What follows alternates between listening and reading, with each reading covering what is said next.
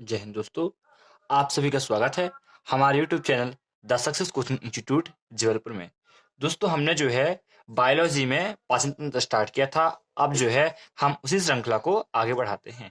दोस्तों हमने जो है आहार नाल स्टार्ट किया था। आहार नाल के हमने कुछ भाग देखे थे। आहार नाल का जो पहला भाग था कौन सा, मुग्गा। मुग्गा में मैंने बताया आपको कि क्या क्या आता है, दांत, जीभ और से कुछ लाल ग्रंथियां पाई जाती हैं। तो दोस्तों हमने आहार नाल देखा था, है ना। आहार नाल में हमने 5 आहार नाल के हमने भाग देखे थे। तो इसमें पहले भाग था, इसमें था क्या दोस्तों, मुख गुहा, है ना। पहला भाग था मुख गुहा, पहला भाग था मुख गुहा दोस्तों। दूसरा भाग क्या था, दूसरा भाग था ग्रसनी, मतलब कि दूसरे में ग्रसनी में जाता है भोजन, ग्रसनी से। फिर तीसरा भाग क्या है दोस्तों, तीसरा भाग है ग्रास नली दोस्तों,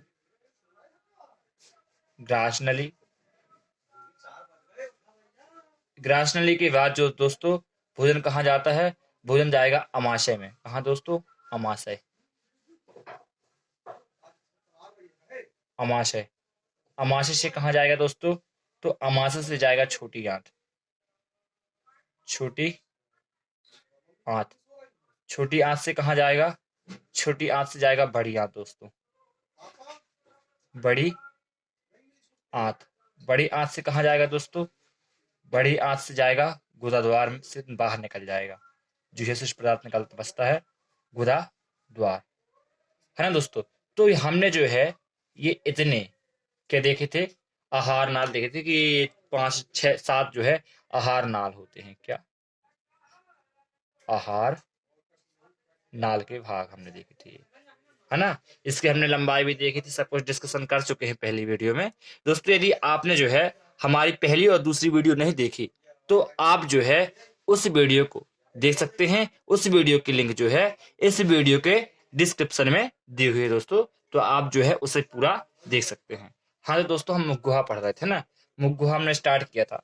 तो मुख गुहा मैंने बताया था कि इसमें कौन कौन से भाग होते हैं। तो मैंने बताया था कि मुख गुहा में क्या काम पढ़ते हैं। तो मुख गुहा के अंदर हम आते हैं दांत, बताया था मैंने कि मुख गुहा में क्या होता है, दांत होते हैं अपने मुख में, और जीभ होती है। क्या होती है दोस्तों, जीभ होती है, और कुछ लार ग्रंथियां पाई जाती हैं। क्या, लार, लार, है ना, लार ग्रंथियां पाई जाती हैं। तो दांत, जीभ और लार, है ना दोस्तों, अपन ये पढ़े थे। जिसमें से जो दांत था वो पूरा हो चुका था। हमने दांत का जो है पूरे अच्छे डिटेल से जो है हमने दांत को पढ़ चुका है।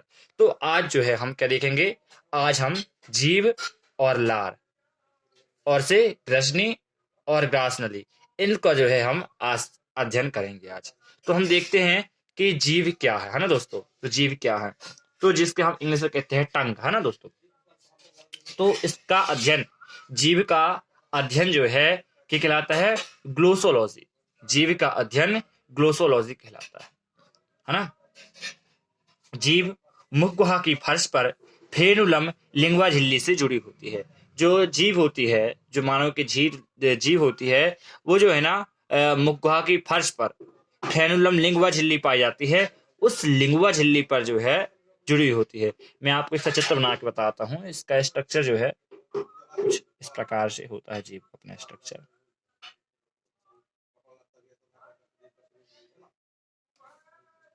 कुछ ऐसा,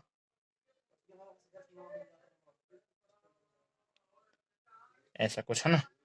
कलर चेंज कर लूंगा थोड़ा। तो ऐसा कुछ स्ट्रक्चर होता है ना, जीव का।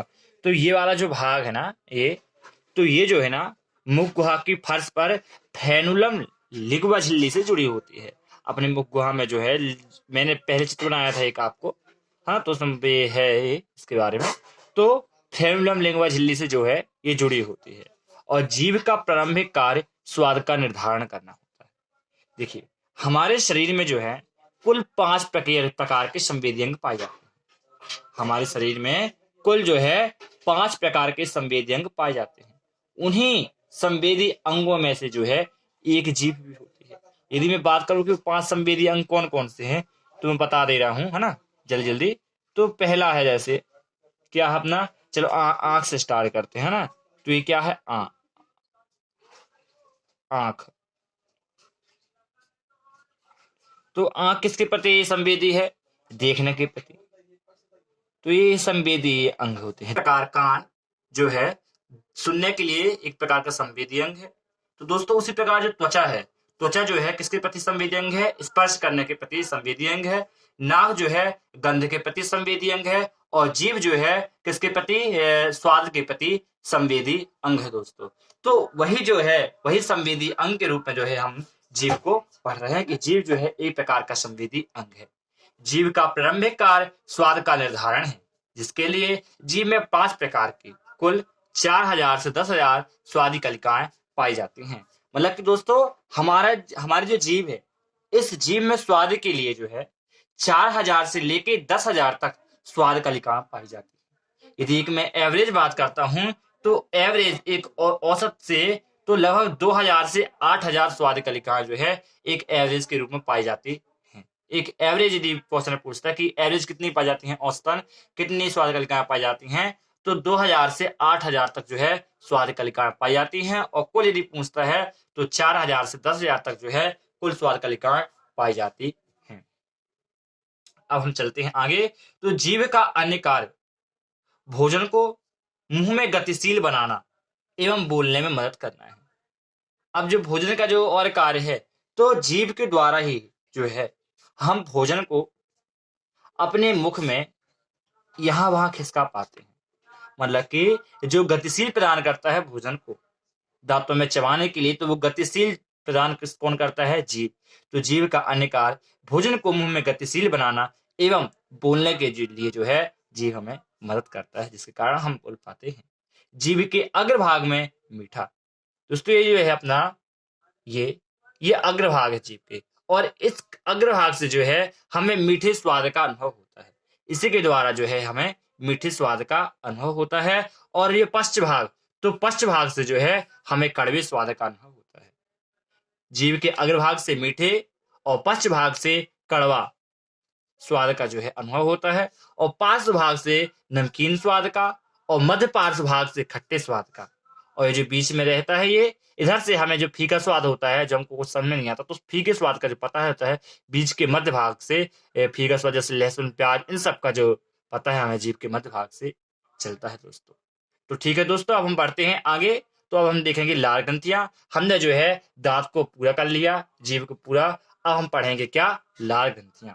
तो लार ग्रंथियां की यदि मैं बात करता हूं दोस्तों, तो हमने जो है अब भोजन को चबा लिया, तो ये जो लार है उस भोजन की एक लुगदी बना देगा, एक लुगदी तैयार कर देगा, जिससे भोजन को पेट तक पहुंचाने में आसानी होगी। मतलब कि भोजन को पेट तक जाने में आसानी होगी। जब अच्छी लुगदी तैयार हो जाएगी तो उस लुगदी को बनाने के लिए हमें लार ग्रंथि की आवश्यकता पड़ेगी। तो हमारे मुख गुहा में 3 जोड़ी लार ग्रंथियां पाई जाती हैं। 3 जोड़ी लार ग्रंथियां मतलब कि टोटल 6 लार ग्रंथियां पाई जाती हैं दोस्तों। अब पहली ग्रंथि है पैरोटिड लार ग्रंथि, जिसे हम कर्णपूर्व लार ग्रंथि भी कहते हैं दोस्तों। ये प्रत्येक गाल में कान के नीचे पाई जाती हैं, और कान के नीचे पाए जाने के कारण ही हम इसे कर्णपूर्व लार ग्रंथि कहते हैं। और ये सबसे बड़ी लार ग्रंथि होती है। पैरोटिड लार ग्रंथि सबसे बड़ी लार ग्रंथि होती है। ये कान के नीचे पाए जाने के कारण ही कर्णपूर्व ग्रंथि हम इसे कहते हैं। इसके बाद आती है सबलिंगुअल ग्रंथि, सबलिंगुअल लार ग्रंथि। दोस्तों ये जो है जीभ के नीचे पाई जाती है। ये एक जोड़ी ग्रंथि जीभ के नीचे पाई जाती है, इसलिए जो है इसको हम अधोजिह्वा लार ग्रंथि कहते हैं। इसके बाद सब मैग्जिलरी ग्रंथि, मतलब कि ये एक जोड़ी ग्रंथि जबड़ों के नीचे पाई जाती है, इसलिए इसको हम जबड़ों के नीचे वाली लार ग्रंथि दोस्तों कहते हैं। अब यदि मैं बात करूं कि लार का जो है निर्माण प्रतिदिन हमारे मुख में कितना होता है, तो हमारे मुख में लगभग प्रतिदिन 1.5 लीटर लार का निर्माण होता है। 1.5 लीटर लार का निर्माण जो है हमारे मुख गुहा में प्रतिदिन होता है। अब यदि मैं बात करूं कि लार में पाया क्या क्या जाता है, तो 95% जो है इस लार में जल होता है। लार में 95% जल होता है, और जो बचा 5%, तो इसी बचे 5% में टाइलिन और लाइसोजाइम पाया जाता है दोस्तों। अब मैं बात करूं कि टाइलिन और लाइसोजाइम का काम क्या है, तो जो टाइलिन होता है ये एंजाइम मुख गुहा में स्टार्च कार्बोहाइड्रेट का पाचन करके माल्टोज में बदलता है। टाइलिन एंजाइम मुख गुहा में जो स्टार्च होता है, जो कार्बोहाइड्रेट होता है, उसका पाचन करके उसको शर्करा में बदलता है। मतलब कि कौन सी शर्करा में, तो माल्टोज शर्करा में जो है बदल देता है। इससे ये बात क्लियर होती है कि पाचन की शुरुआत जो है मुख से ही शुरू हो जाती है। अब हम देखते हैं लाइसोजाइम। तो लाइसोजाइम एंजाइम सूक्ष्म जीवों को नष्ट करने का कार्य करती है। हमारे मुख में जो हमारे लिए हानिकारक सूक्ष्म जीव हैं, उनसे बचने के लिए जो है हमारे मुख में जो है लाइसोजाइम का जो है स्रावण होता है। लाइसोजाइम जो है ये भी लार में पाया जाता है, जिससे हमारी सुरक्षा हो सके किनसे, सूक्ष्म जीवों के द्वारा। और दोस्तों अब जो है हमारी जो है लार भी पूरी होती है। अब हम बढ़ते हैं आगे। दोस्तों हमने मुख गुहा को देख लिया, मुख गुहा में दांत, जीभ और लार पढ़े। अब जो है हम ग्रसनी देखते हैं। तो ग्रसनी क्या होता है, तो इसको मैंने पहले बता चुका है, पहले फर्स्ट वीडियो मैंने बताया है चित्र के द्वारा, एक बार और चित्र से समझाया है मैंने कि ये जो भाग होता है ये ग्रसनी है ना। तो यहाँ जो है इस भाग को हम कहते हैं दोस्तों ग्रसनी। और इसको हम जो है क्या कहते हैं, भोजन मार्ग व श्वसन मार्ग का चौराहा कहते हैं। क्यों? क्योंकि यहीं से श्वास नली गुजरती है। इसी के कारण जो है इसे भोजन मार्ग व श्वसन मार्ग का चौराहा कहा जाता है। दोस्तों मैं इधर लिख दे रहा हूं कि ग्रसनी को भोजन मार्ग व श्वसन मार्ग का चौराहा कहते हैं। इसके बाद आता है दोस्तों क्या, ग्रसनी। तो ग्रसनी क्या है, तो यहां से यहाँ के जो भाग है यही कहलाता है ग्रसनी। मतलब कि जो भोजन मैंने चबाया, उस लुगदी जो बनी, उस भोजन को पेट तक पहुंचाने के लिए हमें किसकी आवश्यकता पड़ती है, एक ग्रास नली की। एक नली होती है ये, जिसके द्वारा भोजन पेट तक जाता है। उसी नली को जो है हम ग्रास नली कहते हैं। और इसकी लंबाई जो है 25 सेंटीमीटर इसकी लंबाई होती है। 25 सेंटीमीटर इसकी लंबाई होती है। और इसमें जो है किसी भी प्रकार का पाचन नहीं होता, अर्थात इसमें जो है पाचन नहीं होता। और इसकी लंबाई जो है 25 सेंटीमीटर होती है। जय हिंद दोस्तों, आज के लिए इतना ही। अब मिलते हैं हम अगली वीडियो में। और अब हम अगली वीडियो में देखेंगे कि आमाशय क्या है और छोटी आंत क्या है, बड़ी आंत, गुरुद्वार, इन सब के बारे में जो है हम इनका वर्णन अध्ययन करेंगे। तब तक के लिए जय हिंद दोस्तों। यदि हमारी वीडियो अच्छी लगी तो वीडियो को लाइक, शेयर और चैनल को सब्सक्राइब करिए। जय हिंद दोस्तों।